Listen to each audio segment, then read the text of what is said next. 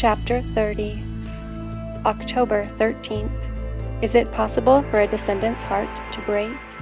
I feel like mine has been ripped into a million pieces.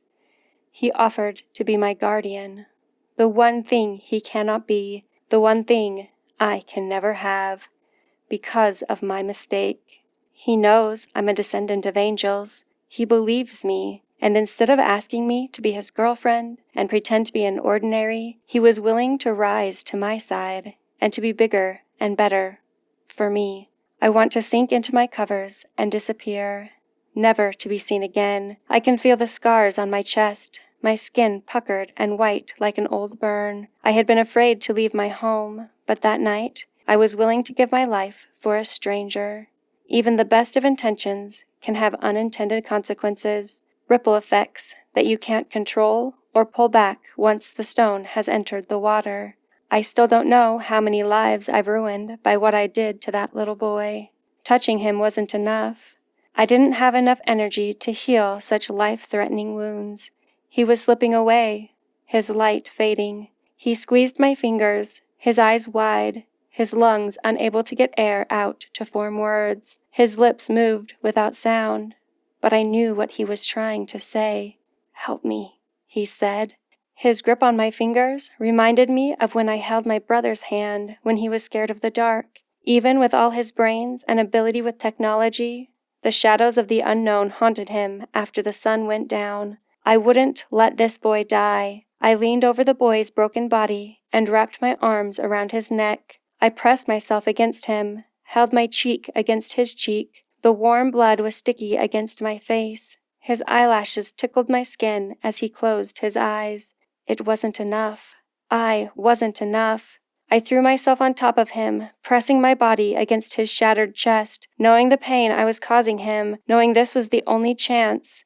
His last breath passed my ear. I pushed all my energy into him with a single thought: take it all, and live. Treadon Nelson. Treadon slammed the door on Jaren's Aston Martin, shaking the whole car. "Careful with my baby." Jaren patted the steering wheel. "What did she do to you?" "Sorry." Treadon leaned forward and put his head against the dashboard. "Just had a bad night." "You didn't make it with your angel?" Jaren asked, sarcastically, but there was a change to his voice, less confidence than normal. Treadon looked at his friend for the first time since they got in the car. "Yeah, I guess you can say that. Rejection hurts." Jaren held the wheel with both hands, eyes on the road, like he was concentrating on staying between the lines, but the car wasn't moving yet. "Did she say it wasn't you? It was her?" Treadon chuckled. "Okay, I get it. My relationship problems are lame, and you've got a real problem. This just felt different, like she needed me, like she was special, but I was too late." He had to take a deep breath and push Ellie out of his mind. Her face as she said she'd chosen another guardian, that she couldn't, be with him. He didn't want to believe it, but she walked away, put up an impenetrable wall. There was more she wasn't saying, something that made the future seem short and eternal at the same time. "Tell me what's going on with your dad." Jaren flinched. "That bad?" Treadon asked. Jaren took one hand off the steering wheel and rubbed his eyes. "It sounds like my dad might have been using technology to spy on people. Not just spy, but make them disappear. I helped my dad work on a prototype this summer. He called it the WWAR, a satellite that tracks energy, not just a heat signature, but an energy wave given off by living things. He said it was for nonprofit climate change and population research." "Your dad has a satellite that tracks people by their energy?" Treadon thought of Ellie, hiding in plain sight. She could distract people, but he doubted she could distract a satellite. The odds would be astronomical, though. One satellite for 8 billion people. "We met with Rachel's source, some guy who tried to dig into XC Energy when it first started up." Jaren paused. "They killed his family." He hit the steering wheel. "They killed his entire family to shut him up. Some secret behind my dad's company was worth killing people to protect, and now I have to find out what it was." "You think it has something to do with the satellite?" "No. I'm going to use the satellite to do a favor for Vox. It's the least I can do after what those guys did to him. He needs us to find someone before they do. I was going to see if you wanted to come." Treadon understood why they hadn't started moving. Jaren was waiting for permission, making sure Treadon understood that there were risks, that people had died, and this was his choice. Ellie hadn't had a choice. Treadon did. "Yeah, I'll come," Treadon said. "Just drive careful this time." Jaren's shoulders dropped like a weight had been lifted. A smile crawled onto his face. The last two words were lost in the roar as Jaren accelerated out onto the street, leaving black tire marks on the road. Treadon closed his eyes and squeezed the door handle, nothing to hide his fear as he felt like his soul had been ripped out and left behind on the sidewalk. By the time Jaren pulled into the parking lot, Treadon's pulse was in a drum-off with his head. It took him a moment to refill his lungs. Another minute to realize Jaren was bent over the steering wheel, forehead pressed against the leather. "Are you okay?" Treadon pushed past his own panic attack. Jaren looked like he was in pain. "I'm good. Ever since the accident, I've had this sharp, stabbing pain in the back of my skull." He rolled his head around, cracking his neck. "In the alley today, some guy threatened Rachel, and for a minute, I wanted to open the earth to swallow the guy. I thought my head was going to explode." "Are you sure you want to do this?" "Yeah, I'm fine. Just give me a minute." They both got out of the car and looked up at the 5-story glass building. Several windows were broken. Discarded furniture littered the lawns and parking lot. Loose pages fluttered in a light breeze. Broken glass glittered in the 3 street lamps that were still working. They trashed the place. Treadon wished he didn't always speak the obvious, but he couldn't help it. Jaren's hands were balled into fists. "I guess we'll find out if he deserved it. I don't think there's going to be anything left to find in there. I think the place was cleaned out. We're not looking up there." Jaren led Treadon around the left side of the building to a steel door. Jaren pulled a keycard from his pocket and held it against the gray keypad. The scanner buzzed as a red light flashed. "He locked you out?" "He tried." Jaren pulled a manila envelope out from under his shirt. The envelope only held a few pieces of paper, but when Jaren dug down to the bottom, he pulled out a blank white card. An access card. "You got that from Rachel's source?" Treadon asked. "How did he get an access card that works? Do you trust him?" The light flashed green with a friendly beep when Jaren held the keycard against the pad. "He says he was working with my dad, that he was going to get some information out to him before the company shut down. I guess my dad trusted him more than he trusted me." Treadon didn't have a response. Jaren opened the door and Treadon followed him inside. They stood in a stairwell with dim lights, a security door leading up. The glass in the door had a crack in it, like someone had tried to get through, but failed. On the left was a solid steel door, labeled "Lower Level, Restricted Access." On the wall beside the door was another small gray card scanner. The card worked again. The light flashed green, but this time, instead of a friendly beep, the green light was followed by a loud buzzing sound and a metallic clank that Treadon associated with prison doors being unlocked. The queasiness in his stomach increased after his car ride. If the people who wanted this company were willing to kill to keep the secret safe, what would they do to a couple of football players sneaking around in the middle of the night? Jaren held his phone light under his chin, causing dark shadows to dance under his eyes and mouth. "Welcome to the lower levels, where secrets come in, but never come out." He let out a maniacal burst of laughter. "You deserve whatever happens to you down there." Treadon couldn't suppress the panic that climbed into his throat. He turned on his own phone light and forced himself to lead the way down the stairs. At the bottom of the stairs was another door, this one with a keypad. Jaren flipped the card over, and there was a number written on the back. He keyed the number into the pad, and the door unlocked. "It's like your dad wanted this guy to come down here and do this himself. Do you think Xander would want you doing this?" "No." That ended the discussion as they stepped into a server room from a science fiction movie. There were server towers on both sides of the room, organized into rows, each row with its own meshed sliding gate. The towers glowed with blue LED lights, lined up 20 tall and maybe 100 deep. The amount of information that could be stored here had to rival a government spy center. "What are we looking for?" Treadon asked.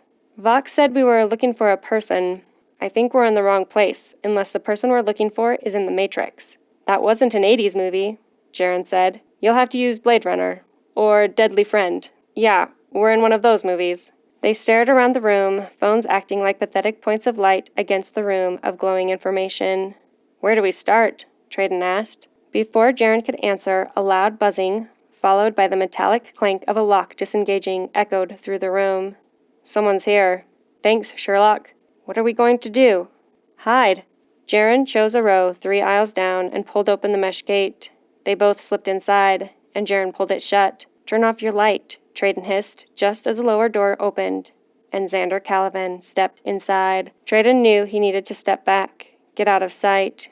Even in the shadows, there had to be some blue light bouncing off them, but he couldn't take his eyes off the man. It was like he was looking at a completely different person than the father he'd met at dinner. The features on his face were the same, his height and build. The suit shouted Xander Caliban, but nothing else worked. The muscles on his face were frozen, like he'd had a Botox injection that went wrong. There was no expression at all. The strong, confident posture was gone. Xander was hunched, his neck arched low. He held a laptop, but the way his fingers kept tapping across the edges, it was like it was taking all of his concentration not to crush it. Jaren pulled him back, and they both covered their own mouths to try and hide the sound of their breathing. Treadon's sneakers squeaked on the floor.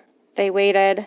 Xander walked past their row, not turning to look, and set the laptop on a docking station across the aisle, his back to them. If Treadon leaned to the right, he could see the screen as Xander typed on the keyboard. A cell phone rang. Xander pulled a phone from his front pocket, and both Jaren and Treadon fumbled to make sure their phones were powered off. Nothing like getting caught because of a phone vibration from a text. It's been confirmed. Start the process. Destroy everything. The voice was tinny through the speaker that Xander held away from his ears, like the cell phone was painful against his skin. I will, Xander said. Xander hit a few more keys on the laptop, pressed enter. He walked to the end of the room. There was a sound of breaking glass, and when Treadon peeked out, he saw that Xander had pulled an axe from the emergency fire case. Xander opened the grate to the farthest row of servers. Jaren's face was slack with shock. What is he doing? He whispered. This is his life's work. There's enough information in these things to make him a god. Then they heard it. The crunch of metal. The whoosh as the axe fell again and again. The shower of sparks that splashed out of the aisle. We have to get out of here. Treadon pulled back the mesh. The swing of the axe was rhythmic. He could measure the distance and movement of Xander from the sounds of destruction. Give me 1 second. Jaren stepped into the main aisle and pressed a key on the keyboard. We're totally exposed. Jaren shrugged him off as he turned his phone back on. The time it took for the phone to load up felt like an eternity. Treadon kept his eyes on the last row, counting the axe strokes, watching pieces of destroyed servers shoot into the aisle. Jaren took a picture of the screen, pressed a key, took another picture. He's coming. They didn't have time to get to the door. Treadon opened the nearest grate and pulled Jaren inside, shutting the gate just as Xander came out of the farthest row. Smoke started to fill the air, along with the sound of a crackling flame. Once the crunching of metal started again, Jaren slipped back out to the computer. What are you doing? He's starting a fire. We need to go. Treadon punctuated his words. Just take the computer and let's go. I don't know the password, and the information we're plugged into will be gone. Xander was almost done with another row. He was moving at inhuman speed. Unbelievable strength. Time's up. Treadon pulled Jaren in behind the first row, farthest from the fire and Xander's axe-wielding chaos. How are we going to get out of here without him noticing? Jaren paced to the end of the row and back as they heard Xander start in on a third row of servers. He stopped and punched the nearest wall in time with Xander's swings. I knew there were secrets, but I wouldn't believe he would go this far. He punched again. We can deal with that later. The smoke was bad enough that Treadon had to lift his shirt up and breathe through the fabric. What are we going to do? We can't leave before him. He'll hear the door. They'll know someone was down here. Jaren rubbed his knuckles. Treadon was sure they hurt, but the motion looked more like he was thinking. We have to get him to leave. How are you going to do that? Jaren pulled out his phone again. Are you calling the police? If the police come, we'll be on the morning news. Everyone will know we were here. No, I'm texting my dad. An instant later, a short ding signaled that someone received a text. The hammering paused. Treadon mouthed the words. What did you say? Jaren held up his screen. I want to talk. I'm here and I'm coming in. He'd lured his dad outside by telling him exactly where he was. Well, not exactly. They both held their breath. Xander cursed and the axe clanged to the floor. Xander Caliban stalked past the row they hid in. There was a crunch and a smash, and then the upper door buzzed. Let's go. Treadon pulled open the grate and ran for the door. He paused when he saw that the door was gone.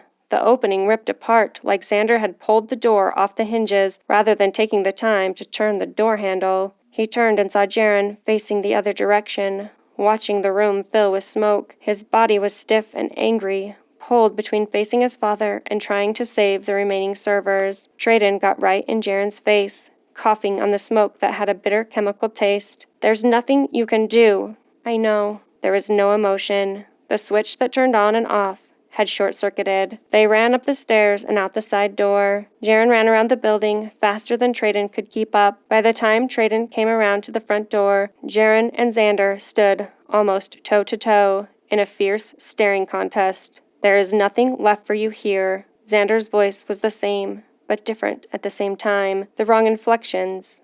No emotions. "I need you to tell me why you shut the company down. You can tell me. I'm your son." The last words were soft. "Not anymore. Leave, before I have you arrested for trespassing." Xander turned away. Treadon caught up to Jaren, just in time to catch his shoulder and stop him from going after Xander. The front door swung shut, and they could see Xander's frame against the glowing fountain of light.